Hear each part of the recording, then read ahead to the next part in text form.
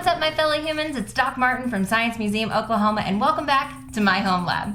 Today, I'm going to show you a super cool upcycling project that you can do at home using grocery store bags. So, to get started doing this project, what you'll need is grocery store bags, something to protect your table. I'm using a piece of cardboard, something to go over the plastic as you're fusing it. I'm using a paper bag from a grocery store. You'll need an iron to do your actual fusing, a pair of scissors, of course, and probably some adult supervision. Now, if you are going to do this project, please do not do this on a glass surface. Don't do it on a glass tabletop, glass coffee table, none of that, because hot irons and glass tables do not mix. That will shatter. So find yourself a sturdy surface to be on. Even on the floor is fine.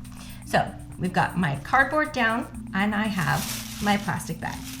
To get started, you want to get your plastic bag as flat as possible. And sure, when you first fold it out, it looks pretty flat, right?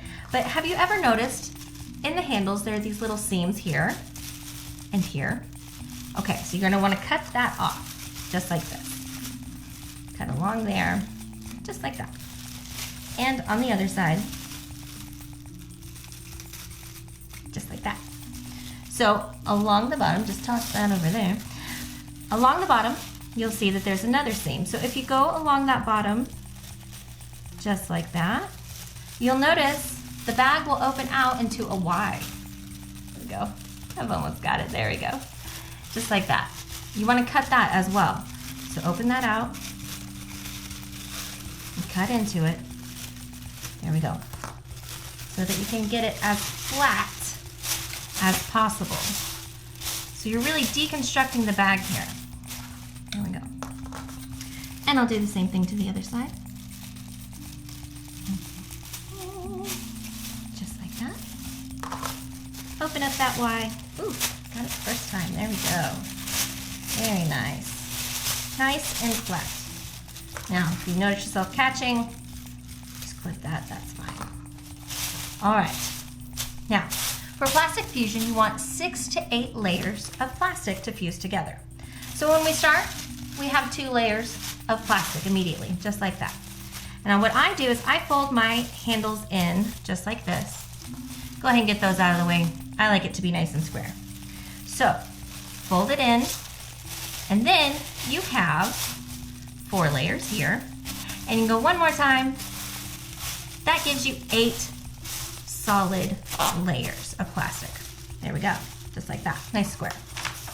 So you'll place your plastic down on your nonstick surface, put your other nonstick surface right on top of it. Once your iron is ready to go, you want that at about medium heat, medium to low heat, somewhere in that range, not too hot. Now, if you are using parchment paper, make sure it's on the lower side of medium, and if you're using thicker paper bags like I am, a little bit on the higher side of medium. So here we go. Patience is the key. You want to apply pressure on top of your bag, evenly, all around that square. And you'll put the pressure there and iron for about 30, 45 seconds, something like this. And then we'll check it.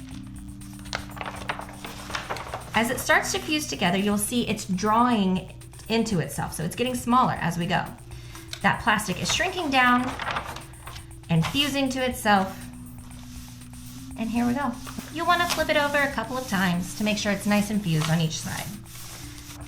Again, patience is the key with this project. Trust me, it is well worth it. You make some really cool stuff with it. All right, let's check it out. Okay, so I've got it stuck to my paper now. So let me try to pull that off. There we go, very nice. All right, now I have this awesome piece of fused together plastic that's much more sturdy than the bag was on its own, and I can make some cool stuff out of it. So plastic fusion can not only be done with a plastic bag, but you can also use other types of plastic. Here I've made a big sheet of material using a leftover tablecloth from a party, and I can cut that out into a mask, use some yarn to help tie that on, be a superhero, it's pretty cool. And last Halloween, I made this really fun fly face mask using plastic fusion. Now I started with this base mask on the bottom, and then I used garbage bags to make this black part here. for my plastic fusion part there. And then for the eyes, I used some iridescent gift bags and some netting from a bag of clamps that I got from a hardware store. This part here is just one of those bun rings that you can get at the dollar store. You unroll it and it turns into this. It's pretty fun.